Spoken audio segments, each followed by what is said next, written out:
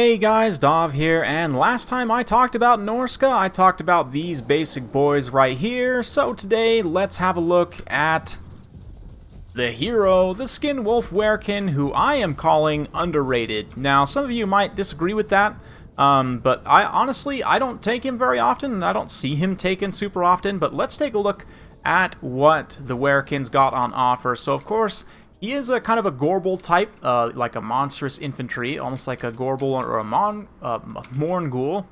And yeah, he's got a few buffs here. This one affects allies in range, and it gives 11% missile resistance and plus 23 armor, which is actually quite nice. Armor, of course, being something that comes at a bit of a premium to Norsca. Being a Skinwolf, he does have some physical resistance as well, 20% physical resistance, as regeneration, and as a result is weak to fire. Also got Frenzy, and yeah, looks like he's got Foe Seeker here and Deadly Onslaught. This is Noldor, aka Anti-Mage here, another one of my patrons, and as a reminder, if you want private lessons with me, then you can go on and over to my Patreon page and check that out, or if you prefer to use another payment method, just reach out to me via Discord, and we can certainly work something out. But anyway, he's got Norsca here against my Tomb Kings. This Werekin's going to be leading this unit of armored Skinwolves. We've also got some Famir, regular Famir warriors, a couple of Marauder Hunters here, Marauder Spearmen, and regular Marauders up front. Yep, regular Marauders up front. The Sneck Knights for me, Necropolis Knights charging in, getting a nice engagement on that unit of Famir right there. And the Carrion are going to be going back to try and bog down the throwing axes there. Got some mounted throwing axes also.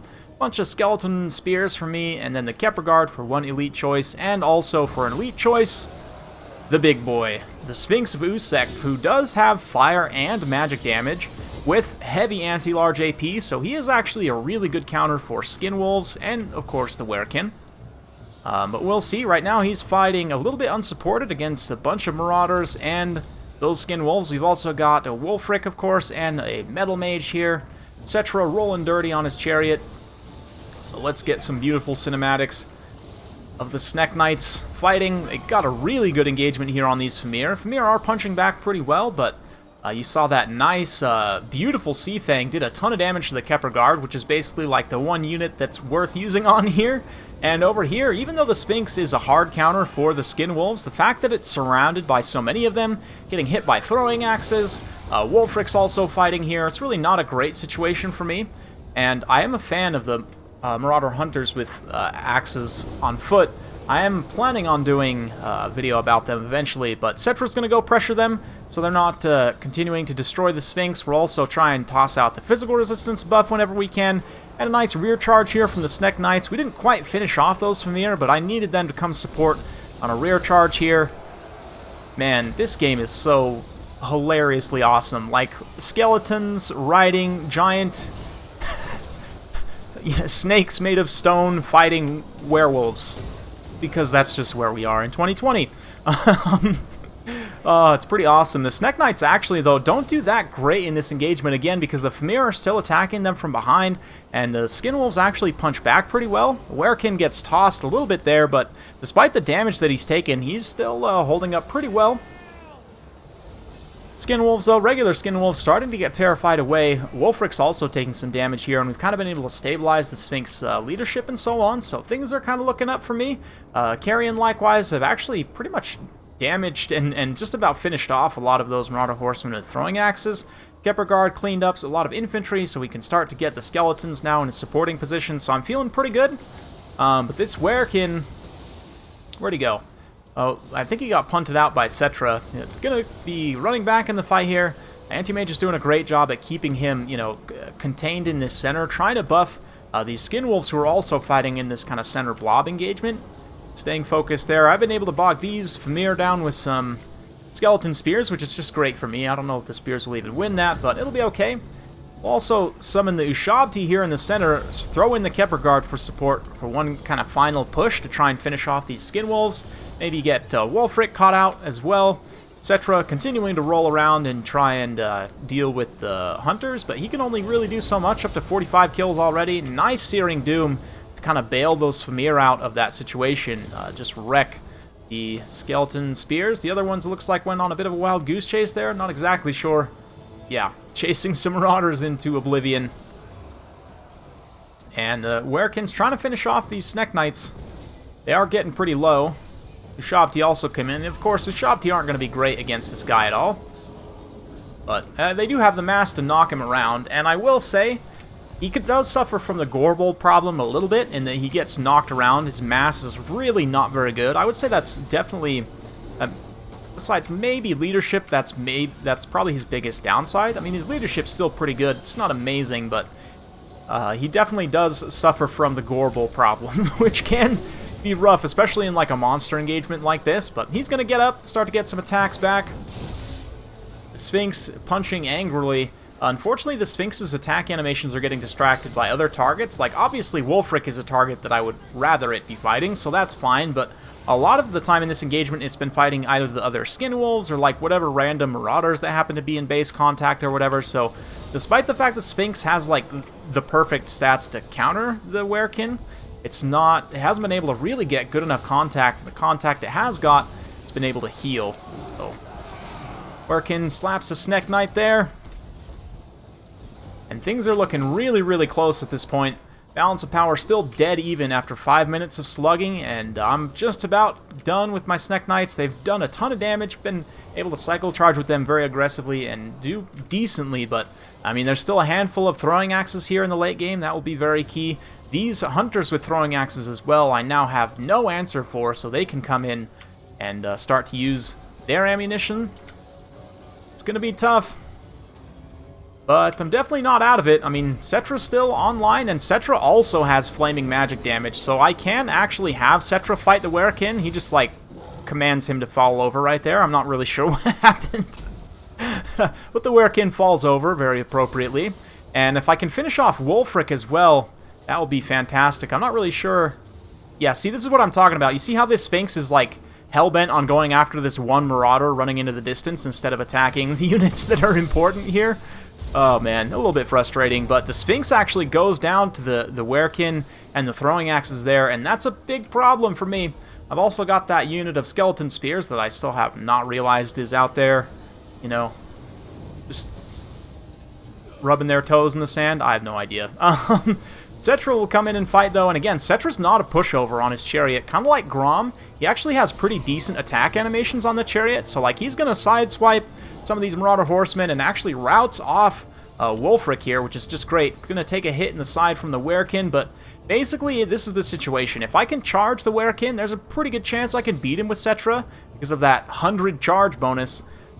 If I can't charge the Werekin though, and if he can continuously charge me and chase me, that's going to be really bad. Anti-Mage does a great job here. He gets the Marauder Horseman to kind of bog down Cetra, so he can't countercharge, and then yeah, it's not going to be great. I mean, Cetra even still, though, like I said, decent enough combat stats, and with the Blessed Blade of Petra active, he will apply that blind debuff on the Werekin. Maybe, if he gets an attack animation. I was just talking about how good your attack animations were. Come on, dude. That Sea Fang comes in and actually does apply Frostbite to him as well. You can see the speed debuff there. Charge into Wulfric, though. And, yep. I think he's done. Yep, he's done. The horses nom him.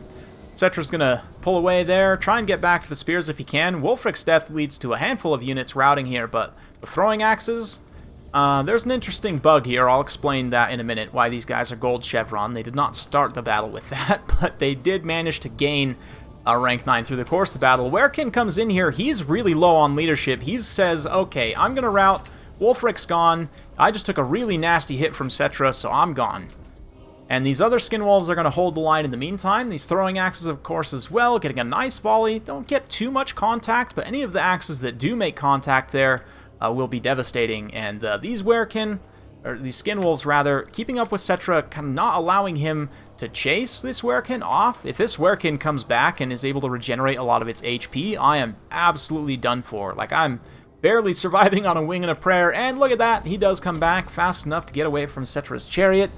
Go ahead and throw some extra weapon damage on there, just because, why not? Skinwolf gets punted, but in this case actually kind of works to his advantage because it allows the armored Skinwolves to then catch up and get a nice surround. They've got his buff active for extra armor, which I guess doesn't really matter much here, but will he hold his leadership together? Well, no. But he does do enough damage and let these Skinwolves hold their leadership together just long enough. Cetra starts crumbling, and that's the game. So super good game to Anti-Mage, very well played. I've had quite a few like really close games lately, so that's always fun. And all that's left is the Werekin, some more Skinwolves, and those throwing axes. Beautiful stuff. And at the end of the day, 116 kills on Cetra, 94 on the Kepperguard, only 41 on the Sphinx, and 67 in an XP Chevron for one of the Necropolis Knights, which is just fantastic, but wasn't quite enough at the end of the day. 105 kills for a Wulfric. Skinwolf Werkin didn't get many kills at all, but just the fact that it was able to continuously kind of get DPS, not only on Cetra, but also on the Necropolis Knights as well, was very key. I guess Cetra and the Sphinx, obviously. The Sphinx was really where he put most of his effort. The little armor buff there, you know, how much of a difference that makes is hard to say. When you're fighting something like Skeleton Spears, certainly it does make a difference for like armored Skinwolves, even the regular Skinwolves more so, but armored Skinwolves as well, even the Marauders to an extent. That helps to have that extra armor against those low-tier spears. Like, that is a pretty good interaction there. And just being able to tank and regenerate damage, he did get routed a couple times, but that regeneration allows him to come back, still support the leadership of the Norskins in the late game, and provide that nice anti-large damage. I think that was a pretty big key to success there. Quick note about this bug. There is a bug where the chevrons can actually backflow on ranged units, specifically if they're shooting into an engagement where there are both friendly and enemy units. Basically what happens is if I understand it correctly, when the missiles actually hit, like, because you're supposed to get negative experience for hitting friendlies, right? But if it's at 0, it can't go below, otherwise it will backflow, is what it's called, into rank 9, right? Like it goes, like it's like a loop. It goes around the loop and goes all the way to the top. Normally that's not supposed to be able to happen, but when there's like a very small amount of time, if the missiles are hitting enemies as well, where it will allow it to actually backflow. So a little bit of a strange bug. You may occasionally find your ranged units at the end of a battle randomly have rank 9. That won't stay if you're in campaign. I think it gets reset when you go back to the campaign map, but an interesting bug nonetheless for multiplayer. Anyway, let's get back to the Werekin. Go ahead and just finish out with the discussion here. Use cases, obviously you saw there, he's decent at fighting monsters, although he does have mass issues, so keep that in mind. You probably don't want to go one-on-one. You want to have him fighting with support, like Anti-Mage did there.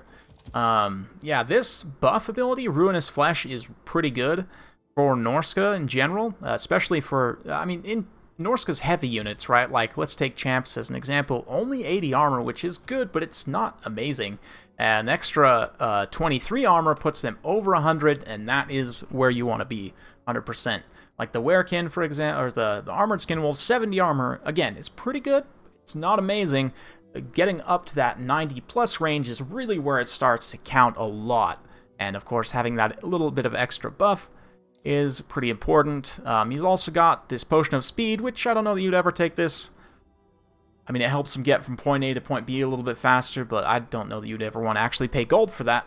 But yeah, just overall, a kind of solid melee combatant hero. Also has Vanguard deployment, which is kind of cool, and I guess not unique. I think the Morngul has Vanguard as well, but it is nice. You can set him up to help support or potentially set up some ambushes, you know, using like Marauder Horsemen and so on. Yeah, in general, offers quite a bit of utility. If we kind of compare him to a couple of comparable heroes. Whoops, not that. Vampire Coast. Unfortunately, the Crocscore Ancient is not a hero, otherwise he would be pretty comparable. But, like the Gorbel, for example, Gorbel doesn't have regeneration and also has mass issues. In terms of actual combat stats, Gorbel's also just a little bit weaker overall. He does have more HP and more armor. The Werekin's got better leadership, comparable speed. The Werekin has a little bit better melee attack and frenzy, keep in mind, as well. So at the end of the day, it has like a lot better melee attack, right?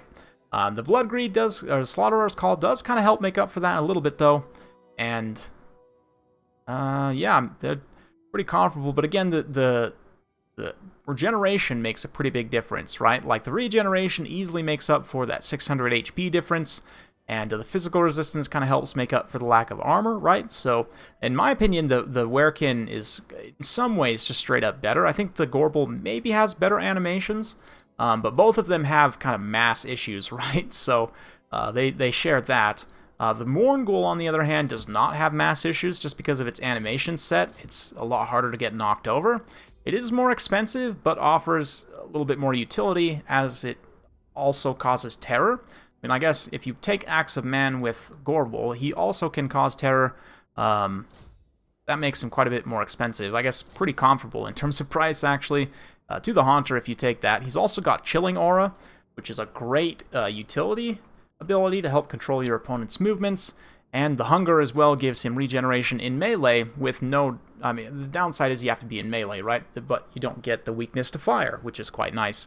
They also have pretty good missile resistance, 30%, no physical resistance, and low armor, so the defensive stats are much worse, but the fact that it's undead means it's basically unbreakable. And again, Vanguard, the Terror is huge. Hunger is also huge. Doesn't have the same support abilities, though. Both Gorbel and the Werekin have been beat in that department. So that's all for today. Hopefully you guys enjoyed. If you do like this sort of content, be sure to like, subscribe, hit that bell notification button. Every time I upload a new video, you'll be notified. Thanks again for watching, and we'll see you next time.